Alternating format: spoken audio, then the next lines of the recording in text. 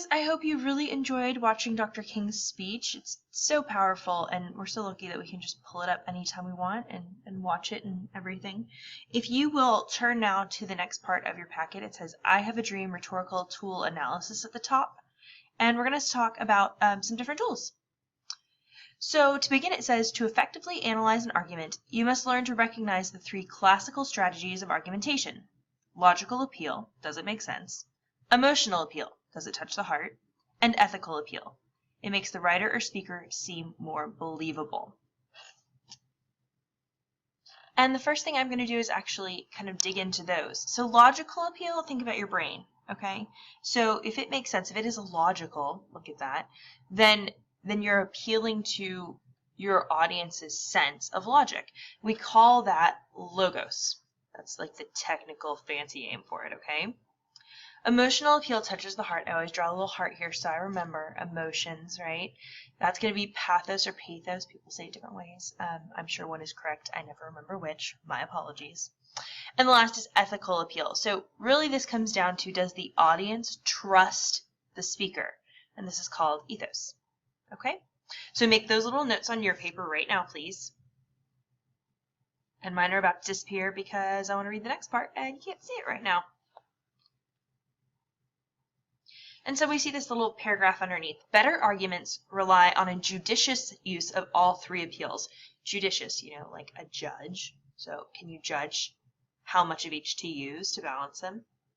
And a persuasive writer knows when to use each in order to accomplish an intended purpose. Now think for a second. What was Dr. King's intended purpose when he gave the I Have a Dream speech, right? He used all of these appeals, and that's what you're going to be looking at today, okay? And for the next few days. In addition to the appeals, astute readers learn to analyze the style of an argument, the rhetorical tools, diction, imagery, syntactical patterns, figurative language, or any other devices that authors use to persuade their readers. Now look here, it says syntactical patterns. That's syntax, S-Y-N-T-A-X, right? The way that we build sentences. So the way Dr. King builds his sentences, the way he uses his word choice, the images that he chooses to show to his listener, the metaphors and similes and personification, those are all the things he uses to create a really strong argument and really great appeals.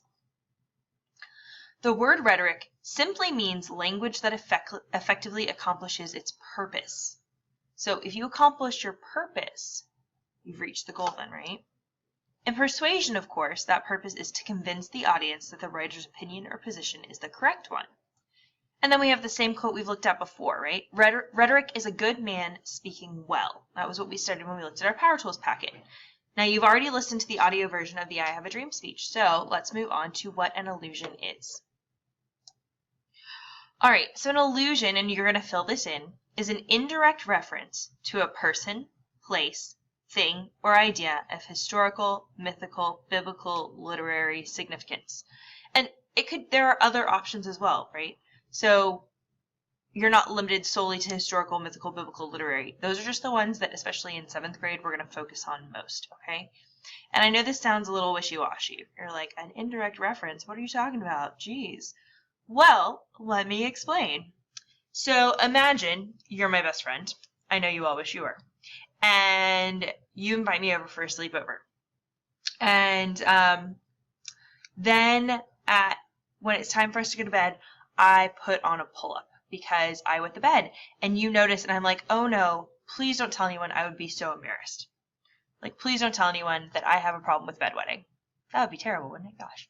So the next morning I get to school, and like that next week, and I'm walking down the hall, and you're like whispering, and somebody makes fun of me for being a bedwetter. And I turn to you, and I point at you, and I go, "Et tu, Brute?"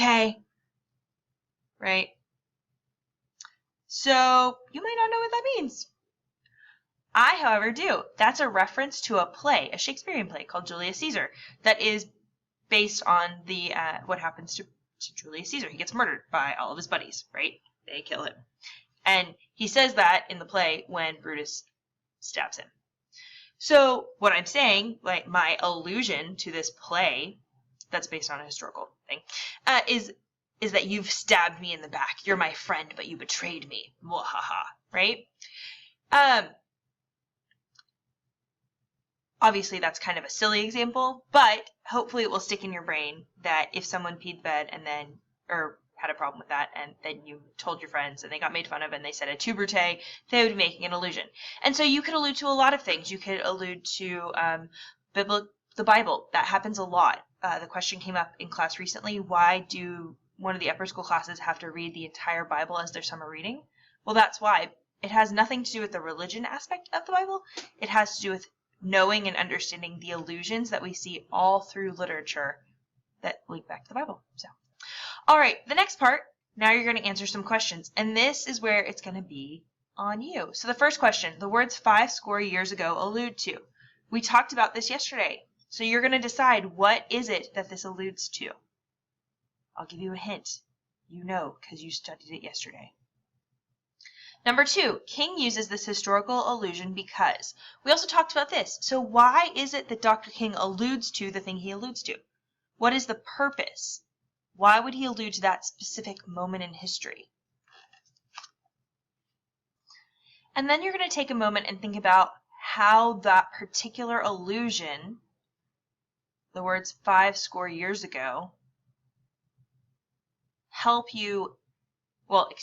Dr. King reach his audience, right? So how do they logically appeal to the listener? How do they make sense to the listener? How do they help the listener logically want to support what Dr. King is saying? How do they emotionally appeal to the listener? How do they touch the listener's heart? Those words 50 years ago, and what they allude to, right? Those are linked together in a way we cannot take apart. And then last, how do these words ethically appeal to the listener? How do these words make the listener trust Dr. King more? Go ahead and pause and answer these 5 questions, okay? And then you'll continue after you've answered them. Now that you've answered those questions, hopefully, if not pause, answer those questions, then turn this back on, right? We're going to look at some more allusions that Dr. King uses, and some of these may be ones you're familiar with and some may not.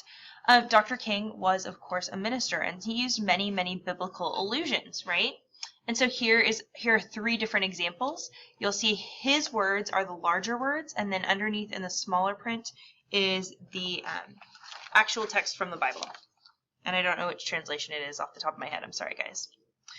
So Dr. King says, no, we are not satisfied, and we will not be satisfied until justice rolls down like waters and righteousness like a mighty stream.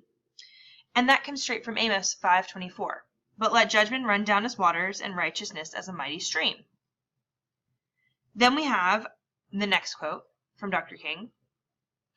I have a dream that one day every valley shall be exalted, and every hill and mountain shall be made low. The rough places will be made plain, and the crooked places will be made straight. And the glory of the Lord shall be revealed, and all flesh shall see it together. And again, that's taken straight out of Isaiah, in this case 40:4-5.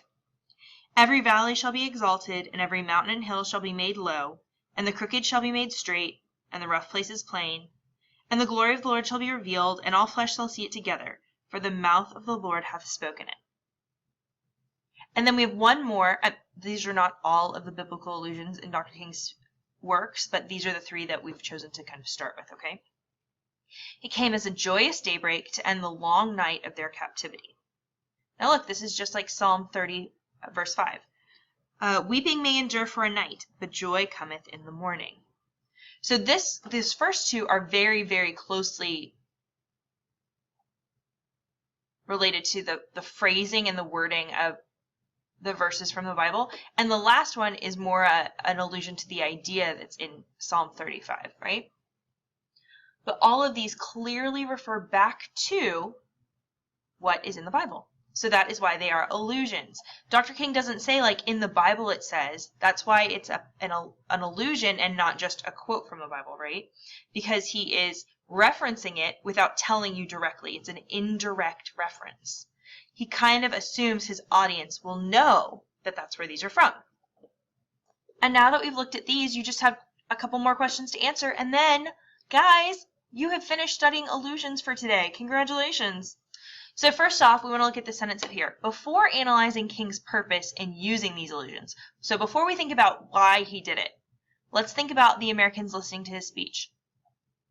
Most Americans in 1963, when he gave the speech, who were listening to it, would have been of what faith? What was the most predominant, or dominant, I guess, faith in the United States at the time?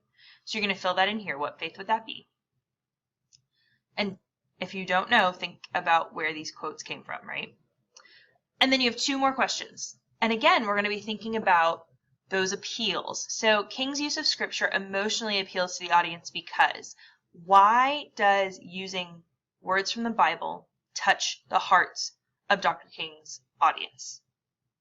And then secondly, King's use of scripture ethically appeals to the audience because why does Dr. King using words from the Bible help his audience trust him? That's what you're answering.